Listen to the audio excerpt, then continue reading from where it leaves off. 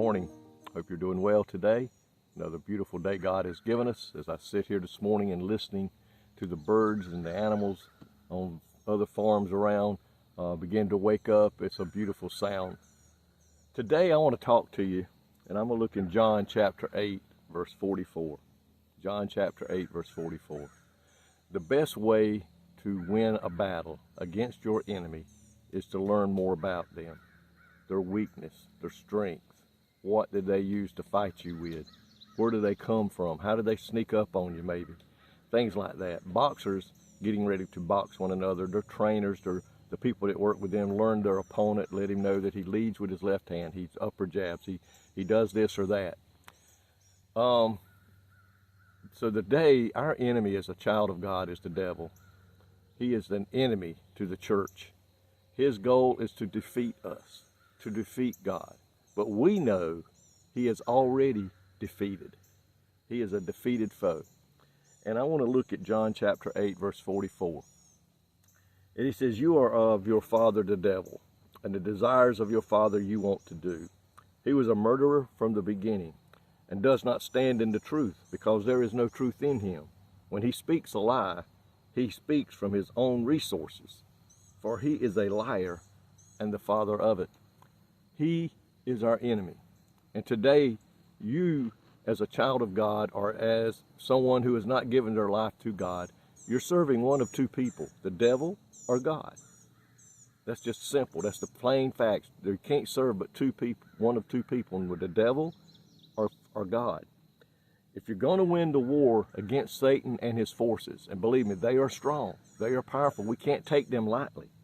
We must know something about him, and God tells us in many places in his word about him. He is our adversary. He was in heaven, became prideful, wanted to take over heaven and become the God, and God throwed him out. And ever since then, he has plotted against the kingdom of God to defeat it. But we know when Christ died upon that cross, and he come out of that tomb on that third day, the devil was defeated. To oppose him, we must study God's word and be strengthened by God's word, draw closer to God, and by the power of the Holy Spirit who gives us the strength. We can't beat him on our own, folks. We cannot do that. But through God and the Holy Spirit, we are more than victorious. He can come an angel of light, the Bible says. He can become an angel of light, and you would think that he is the person. He's the man we should look at. But he can't. He can fool people sometimes. And that's why we must be careful and stay in God's word so that we can't be fooled. He comes into our mind and tries to defeat us by making us doubt our own salvation, by making us doubt that God is going to be a God who one day will judge the world and we will either go to hell or heaven. He don't want us to know that. He tells us, oh, God is a God of love and he'll take you in no matter what. Folks, that's a lie. The Bible says you must be born again, because the wages of sin is death, but the gift of God is eternal life. So today, our enemy comes against us in our mind, first and foremost, to make us doubt that God forgave us, that make us believe that God would never have saved us because of who we were. He comes against us with our past life that we have turned away from to serve God, and tell us, how can God forgive you of this? God didn't forgive you of this or that. We must learn that he is a liar.